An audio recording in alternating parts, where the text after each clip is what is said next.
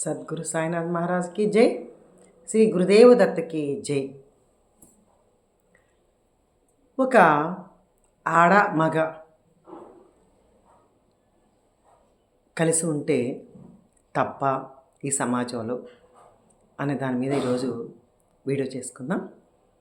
నచ్చితే షేర్ చేయండి, లైక్ చేయండి, కామెంట్ చేయండి. అయితే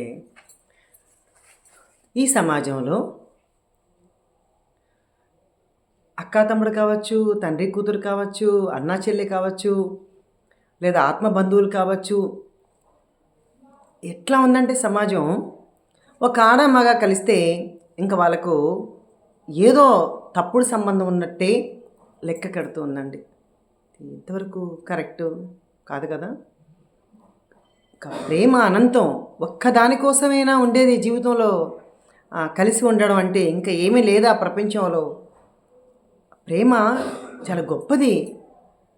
కానీ ఒక ఆడమగ అసలు వయసుతో సంబంధం లేదు. పాపం యూత్లో 25 ఏళ్ళు 30 ఏళ్ళు కలిసిన వాళ్ళ గురించి అలాగే అనుకుంటారు. 40 ఏళ్ళు 50 ఏళ్ళు కలిసిన అలాగే అనుకుంటారు. 60 ఏళ్ళు 70 ఏళ్ళు కలిసిన అలాగే అనుకుంటారు. 70 ఏళ్ళు 90 ఏళ్ళు కలిసిన అలాగే అనుకుంటారు. ఇంకా అసలు 100 ఏళ్లతో ఉన్న ఒకవేళ 100 సంవత్సరాలు వచ్చినా వాళ్ళ గురించి వాళ్ళు కలిసి ఉన్నారు, వాళ్ళకి ఏదో ఉంది అని ఇతరులు అనుకోవడం పెద్ద జబ్బు అండి. వాళ్ళకు అది జబ్బు. వీళ్ళు బాగానే ఉంటారు, వాళ్ళ కర్మంతా అంటించుకుంటారండి ఎవరన్నది. ఎంతవరకు నిజంగా ఆధ్యాత్మికలో కావచ్చు, మన ప్రాపంచిక మందాల్లో కావచ్చు, అది ఎంతవరకు కరెక్ట్ అసలు నిజంగా కదా. చాలామంది నాకు తెలిసిన వాళ్ళు పాపం చెప్తూ ఉంటారు, భర్త చనిపోయిన వాళ్ళు కావచ్చు, లేదా భార్య చనిపోయిన వాళ్ళు కావచ్చు, లేదంటే ఏదో ఇబ్బందుల వలన పరిస్థితుల వలన వాళ్ళు కలిసి ఉండడం కావచ్చు. ఇంకా తండ్రి కొడుకు లేదు, తల్లి కొడుకు లేదు, ఇంకా ఏ బంధాలు లేదు, ఏది లేదు. ఇంకా వాళ్ళ గురించి అలా తప్పుడుగా మళ్ళీ పైగా వాళ్ళు అనుకుంటే పర్లే, దాని గురించి మళ్ళీ 10 మందికి ప్రచారం చేసి వాళ్ళు తప్పుడుగా చేస్తే అసలు దేవుడు అనేవాడు క్షమిస్తాడా? క్షమించడు కదా. ఎందుకంటే ఎన్నో తప్పులు, ఎన్నో పాపాలు చేసి ఈ జన్మలో నిజంగా వాళ్ళ గురించి మనం చెప్పుకునే దుస్థితి ఏర్పడింది. మళ్ళీ మీరు అలాగే మళ్ళీ మనం కంటిన్యూ చేసి మనం అలాగే చెప్పుకుంటూ ఉంటే అది ఎంతవరకు బాగుంటుంది నిజంగా. ఇంకా సమాజం మారేది ఎప్పుడు?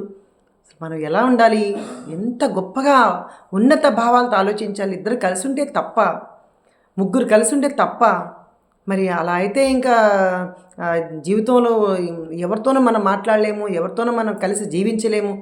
ఇద్దరు ఆడవాళ్ళు కలిసి ఉంటే వాళ్ళ మీద నిందలేస్తారు, ఒక ఆడమగ కలిసి ఉంటే వాళ్ళ మీద నిందలేస్తారు, ఇంకెవరైనా కలిసి ఉంటే వాళ్ళ మీద నిందలేస్తారు. అసలు దయచేసి ఈ నిందల్ని మాని మనం సాయిరామ్ అంటూ హాయిగా ఉండి నిజంగా భక్తిలో మనం ఉండాలి తప్ప ఎదుటి వాళ్ళని కర్మలు అంటించుకుంటే నీకేం వస్తాయి? చెప్పేదేమో సత్సంగాలు, చెప్పేదేమో ప్రవచనాలు, చెప్పేదేమో పారాయణాలు, ఇవన్నీ చేసుకొని తర్వాత అలాగే భగవద్భక్తిలో ఉండి మనము ఏం నేర్చుకున్నాం? బాబావారు ఎంత సింపుల్గా మనకు చేసి చూపించారు కదా. అరే పంది తింటూ ఉంటే ఒక సాటి భక్తుడు సాటి వాళ్ళని విమర్శిస్తూ ఉంటే బాబా ఏం చెప్పలేదు, ప్రాక్టికల్గా చేసి చూపించి, అరే పిచ్చోడా ఎందుకు రాను అలా చేస్తున్నావు, నీకు అట్లా చేస్తే అంటే సాటి భక్తుల్ని విమర్శిస్తే వాళ్ళ కర్మలను నాలుగుతో శుభ్రపరుచుకుంటున్నావురా అని చెప్పి అత్యంత అద్భుతంగా చెప్పాడు.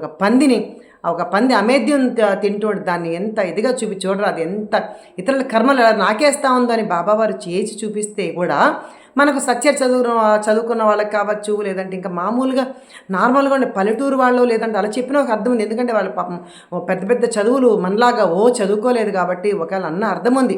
కానీ వాళ్ళే సంస్కారంతో ప్రవర్తిస్తున్నారు, చదువుకున్న వాళ్ళేమో నిజంగా కుసంస్కారంతో ప్రవర్తిస్తున్నారు. అది చాలా తప్పండి, చాలా అది కరెక్ట్ కాదు. కాబట్టి ఇద్దరు ఎవరైనా ఒక ఆడ మగ కలిసి ఉంటే వాళ్ళకి వయసుతో సంబంధం లేకుండా మీకేమవుతారని అడిగిన అర్థం ఉంది. కానీ వెంటనే వాళ్ళు భార్యాభర్తలుగానో ఇంకొక రకంగానో ఆలోచించుకొని వాళ్ళని అలా తప్పుడు దారిలో వాళ్ళకి అలాంటి ఆలోచనలు కలిగించేలాగా చేయడం అది కరెక్ట్ కాదండి. కాబట్టి మన భగవద్భక్తులు నిజంగా ముందుకెళ్ళాలి, భగవంతుడు మన దగ్గర అవ్వాలంటే ఇలాంటి చాలా చండాలమైన మాటలంతా మానేసి ఆధ్యాత్మికలో హాయిగా ఉండాలి. అప్పుడే సమాజం బాగుపడుతుంది. సమాజం మారాలంటే సమాజం కదా మారేది. మనం అందరూ అనుకుంటాం సమాజం మారాలా, సమాజం కదా మారేది. ముందు మనం మారాలి. వాళ్ళు ఎవరైతే మనకెందుకు, ఎక్కడ తిరిగితే మనకెందుకు, ఏమన్నా వాళ్ళకి ఏమన్నా కష్టంలో అంటే మనం ఏమన్నా ఓదరుస్తామా, తీరుస్తామా, అరుస్తామా? లేదు కదా.